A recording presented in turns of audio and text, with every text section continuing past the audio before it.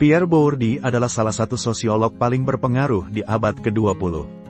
Dalam bukunya Pertanyaan-Pertanyaan Sosiologi, ia membahas bagaimana individu dan masyarakat saling mempengaruhi, dengan fokus pada bagaimana struktur sosial, modal budaya, dan kekuasaan simbolik membentuk perilaku serta kesempatan hidup seseorang.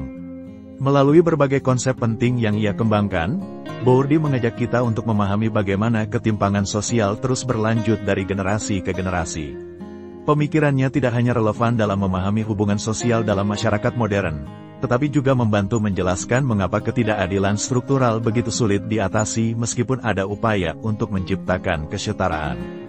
Bourdieu menekankan bahwa masyarakat memiliki hierarki sosial yang dipertahankan melalui modal budaya. Modal budaya ini mencakup pengetahuan, keterampilan, dan praktik yang dihargai oleh masyarakat. Individu yang memiliki modal budaya tinggi cenderung lebih mudah meraih kesuksesan karena sistem sosial lebih mendukung mereka. Misalnya, dalam dunia akademik, seseorang yang terbiasa dengan bahasa ilmiah dan memiliki akses ke literatur yang luas akan lebih mudah menyesuaikan diri dan memperoleh pengakuan dibandingkan dengan mereka yang tidak memiliki sumber daya tersebut. Habitus adalah pola pikir, kebiasaan, dan cara bertindak yang terbentuk dari lingkungan sosial seseorang.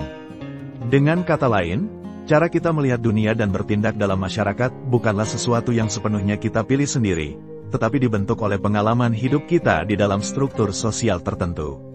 Habitus mengakar begitu dalam sehingga individu seringkali tidak menyadari bagaimana cara berpikir dan bertindak mereka dipengaruhi oleh posisi sosial mereka. Inilah yang membuat ketimpangan sosial terus bertahan karena mereka yang berada dalam posisi rendah menerima struktur yang ada sebagai sesuatu yang wajar dan alami. Dalam hal ini, kekuasaan simbolik berperan besar dalam mempertahankan ketimpangan sosial. Kelompok dominan dalam masyarakat menggunakan simbol, bahasa, dan budaya untuk melegitimasi posisi mereka dan membuat kelompok lain tetap berada dalam posisi yang lebih rendah. Kekuasaan simbolik ini dapat ditemukan dalam berbagai aspek kehidupan, seperti media, pendidikan, dan kebijakan publik, di mana pandangan kelompok dominan seringkali dianggap sebagai kebenaran yang universal dan netral, padahal sesungguhnya itu adalah cara untuk mempertahankan kekuasaan mereka. Selain itu, Bourdieu menjelaskan bahwa berbagai aspek kehidupan seperti seni, pendidikan, dan akademik merupakan lapangan yang memiliki aturan dan dinamika tersendiri. Dalam setiap lapangan, individu bersaing untuk mendapatkan pengakuan dan kekuasaan, seringkali dengan memanfaatkan modal budaya, sosial, dan simbolik mereka. Lapangan akademik, misalnya, memiliki hierarki yang ditentukan oleh jumlah publikasi ilmiah, reputasi institusi, dan jaringan sosial yang dimiliki oleh seorang akademisi. Kompetisi dalam lapangan ini menunjukkan bahwa kesuksesan bukan hanya soal kemampuan individu, tetapi juga tentang posisi mereka dalam struktur sosial yang lebih luas.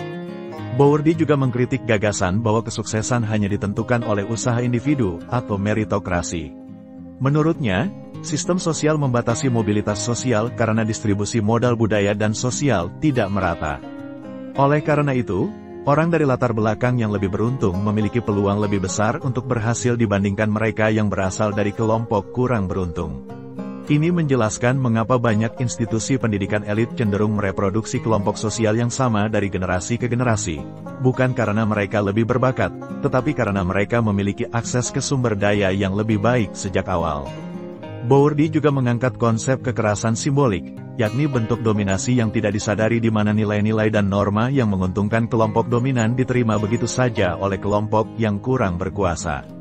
Hal ini menyebabkan ketimpangan sosial terus berulang dari generasi ke generasi tanpa disadari oleh mereka yang mengalami dampaknya.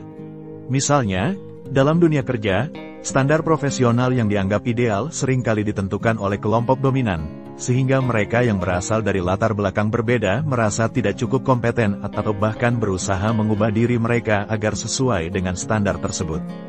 Dalam dunia pendidikan, siswa dari keluarga yang memiliki modal budaya tinggi lebih mudah berhasil dibandingkan siswa dari keluarga yang kurang beruntung. Sekolah cenderung menghargai bentuk-bentuk pengetahuan dan keterampilan yang sudah dimiliki oleh kelompok elit, sehingga memperkuat ketimpangan sosial.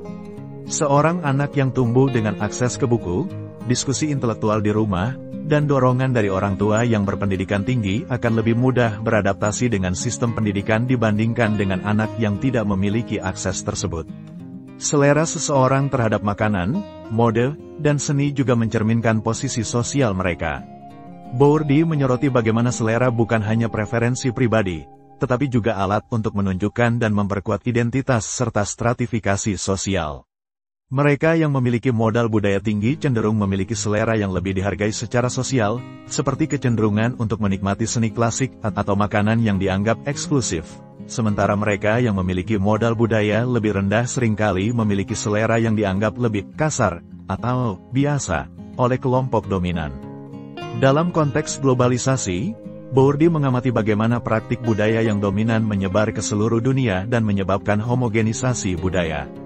Namun, ia juga mengingatkan bahwa tidak semua budaya setara, karena ada praktik-praktik yang justru memperkuat ketimpangan dan ketidakadilan sosial. Globalisasi seringkali membawa nilai-nilai dari negara-negara dominan dan melemahkan budaya lokal, yang pada akhirnya memperkuat kekuasaan simbolik kelompok tertentu atas kelompok lain. Dalam penelitian sosiologi, Bourdieu menekankan pentingnya refleksi. Ia mendorong para sosiolog untuk menyadari bias dan posisi mereka dalam struktur sosial agar dapat menghasilkan analisis yang lebih objektif dan akurat. Dengan memahami bagaimana posisi sosial seseorang mempengaruhi cara mereka melihat dunia, para peneliti dapat menghindari perangkap yang sering terjadi dalam ilmu sosial, yaitu menganggap fenomena sosial sebagai sesuatu yang alami tanpa mempertanyakan latar belakang strukturalnya. Sebagai kesimpulan, Bourdieu menawarkan cara berpikir yang kritis tentang bagaimana masyarakat bekerja dan bagaimana ketimpangan terus berlanjut. Dengan konsep-konsep seperti modal budaya, habitus, kekuasaan simbolik, dan reproduksi sosial, ia mengajak kita untuk memahami bahwa struktur sosial memiliki pengaruh besar terhadap kehidupan individu. Buku ini memberikan wawasan mendalam tentang mengapa kesenjangan sosial begitu sulit diatasi dan bagaimana sistem sosial membentuk pola kehidupan kita sehari-hari. Dengan memahami pemikiran Bourdieu, kita dapat lebih sadar akan dinamika sosial di sekitar kita dan berusaha menciptakan masyarakat yang lebih adil. Kesadaran ini bukan hanya penting bagi para akademisi dan peneliti sosial, tetapi juga bagi siapa saja yang ingin memahami bagaimana dunia bekerja dan bagaimana kita bisa berkontribusi untuk perubahan sosial yang lebih baik.